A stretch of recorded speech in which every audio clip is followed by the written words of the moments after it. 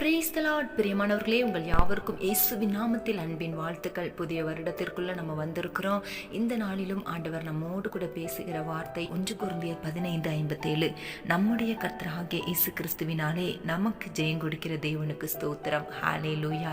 நம்முடைய கர்த்தருக்கு ஒரு பெயர், ஜெயம் கொடுக்கிற தேவன்.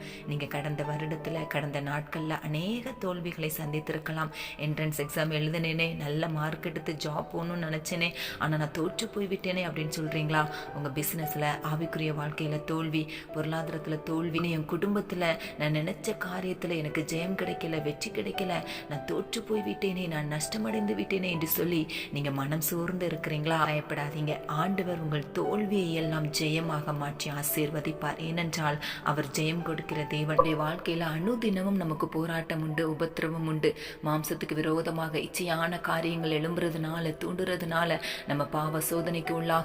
இன்னும் உலகத்தின் பாரங்கள், கஷ்டங்கள், சூழ்நிலைகளை கண்டு நம்ம சோர்ந்து போய்விடுகிறோம். அது மாத்திரமல்ல, பிசாசினால் வருகிற சோதனைகள், போராட்டங்கள், சூழ்ச்சிகள், எவ்வளவோ கஷ்டங்கள், பிசாசின் கிரியைகளினால நம்ம சோர்ந்து போய் விடுகிறோம். ஆனா இவை எல்லாவற்றையும் ஒவ்வொரு நாளும் நம்ம ஜெயித்து உலகம், மாம்சம், பிசாசை மேற்கொண்டு ஒவ்வொரு நாளும் வெற்றியுள்ள வாழ்க்கை வாழ வேண்டும் என்பதுதான் ஆண்டவருடைய சித்தம்.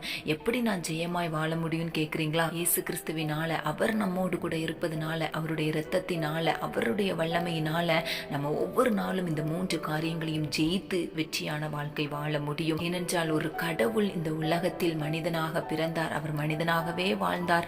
ஏசப்பா எல்லா சோதனைகளையும் அனுபவித்து, அவர் எல்லாவற்றையும் ஜெயித்து சிலுவையிலே நமக்காக வெற்றி சிறந்தார். எனவே ஒவ்வொரு நாளும் இந்த இயேசு கிறிஸ்துவை நம்ம பற்றி கொண்டு வாழும் பொழுது, இயேசுவை விசுவாசித்து வாழும் பொழுது, உங்கள் விசுவாசமே உலகத்தை ஜெயிக்கிற ஜெயமாய் முடியும். ஒருவேளை இவ்வளவு நாள் நீங்க ஏன் ஞானம், ஏன் பலன், என்னுடைய முயற்சினால நான் எல்லாவற்றையும் செய்தேன் அப்படின்னு நினைக்கிறீங்களா?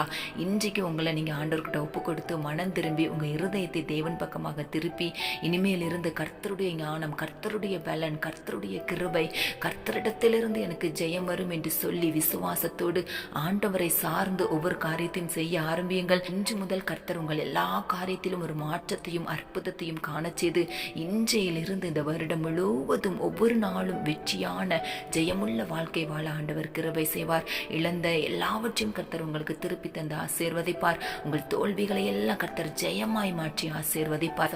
எங்க வாழ்க்கையில உலகம், பிசாசு, மாம்சம் இவை எல்லாவற்றையும் ஒவ்வொரு நாளும் மேற்கொண்டு ஜெயத்தோடு வாழ, எல்லா காரியத்திலும் உண்மை சார்ந்து உம்முடைய சித்தத்தின்படி நடக்க கிருபை தாரும். இந்தந்த காரியத்திலெல்லாம் தோற்று போய் சோர்ந்து போய் மனமடிந்து இருக்கிறார்களோ, ஒவ்வொருவரையும் இன்றைக்கு நீர் தேற்றி உம்முடைய கிருபையினால் பலப்படுத்தி, ஆவியினால் உற்சாகப்படுத்தி, இந்த வருடம் முழுவதும் ஒவ்வொரு நாளும் ஜெயத்தோடு வெற்றியாக அற்புதமான வாழ்க்கை கிருபையின் கரம் கூடவே இருந்து நடத்துவதாக. ஆமென். ஜெயம் கொடுக்கும் தேவனுக்கு கோடி கோடி ஸ்தோத்திரம்.